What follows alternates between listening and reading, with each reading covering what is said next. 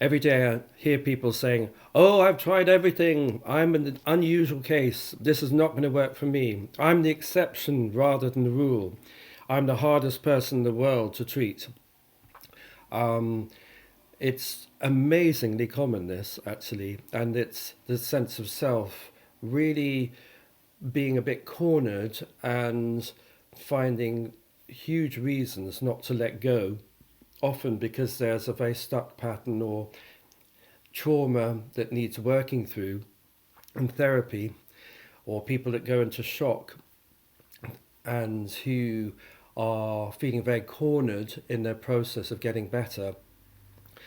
And just wanting to say to people when you're going through this phase that actually, if the mindset is really being very strong and the sense of me, I'm like this, is really intransigent and refuses to change, then definitely it's good to get into therapy and to have ongoing treatment, hands-on therapy to settle the system, and psychotherapy to work through and unpack the issues, or if there is shock or trauma, to help process and release this.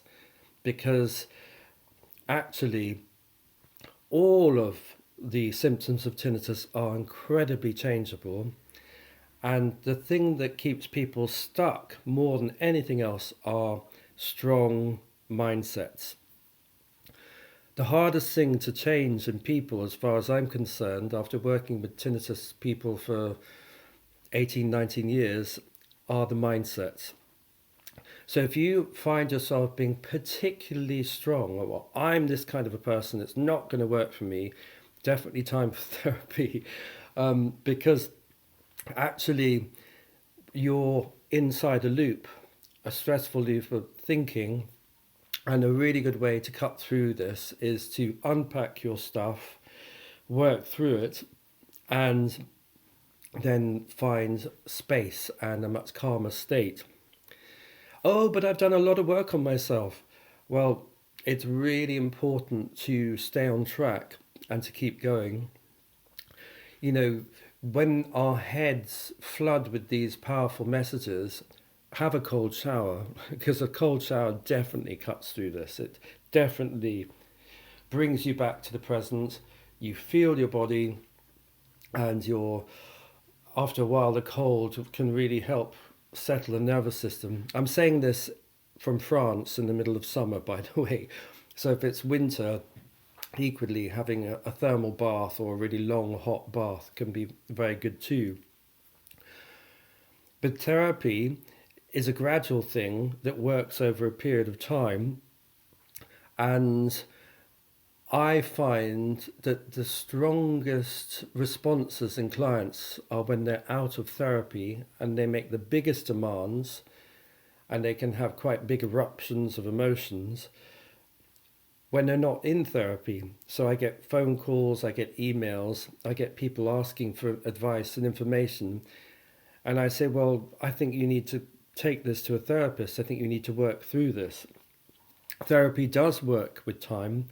And as you settle and feel calmer and safer and more relaxed, then all of these symptoms back down. When it's really loud and difficult at the beginning, especially, the thought of being able to meditate can seem far off. So you do need strong experiences. So swimming in the cold sea, or doing quite a vigorous yoga regime, doing frequent body practices to really help quieten the mind. That's a very good way of going from crisis mode, freaking out, in shock, oh my God, to, oh gosh, this is feeling a bit better.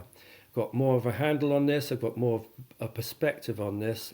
I can now start to begin to sit on a cushion and see what's going on in the body and the mind. You need to learn to down regulate the stress response so that you can feel safe enough to sit with yourself in a chair with the mind and the body and the spirit. this is a journey, and sometimes it's easy, sometimes it's difficult.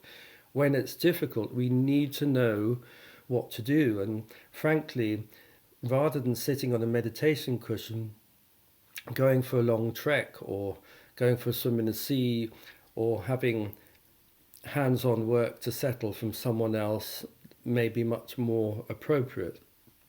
But eventually we can get to the space where we can just sit and meditate and see what the mind is coughing up and see what the body is presenting and get a sense of what's going on without getting lost in it, but sitting back and witnessing all this stuff.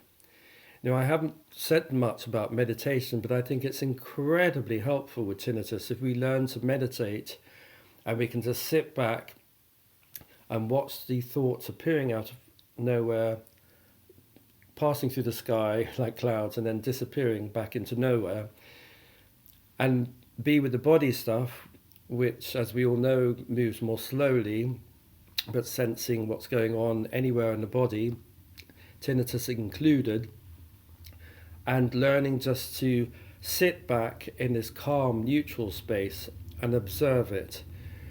That way we don't get lost in it. We can sit back and have a much more spacious, open approach to these things. If you're in crisis, you're going to need much stronger things.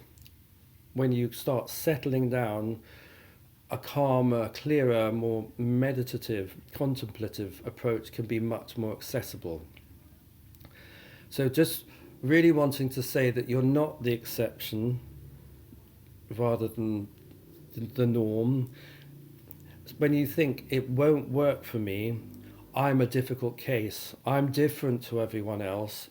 This is what everybody says. Well, not everybody, but a lot of people say this. So we are all the same. When we get into a state, we really think this, and our sense of self really gets into this expanded, intransigent state where we believe that we are this kind of a person and nothing will help us. This is just a way of the self fortifying itself and holding on.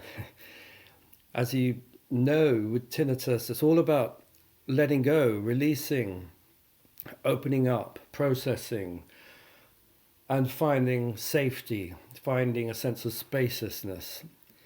And for those of you who can meditate, I really encourage you to learn how to meditate, learn how to follow the breathing, learn to find the right kind of resources for you in the state that you find yourself in today.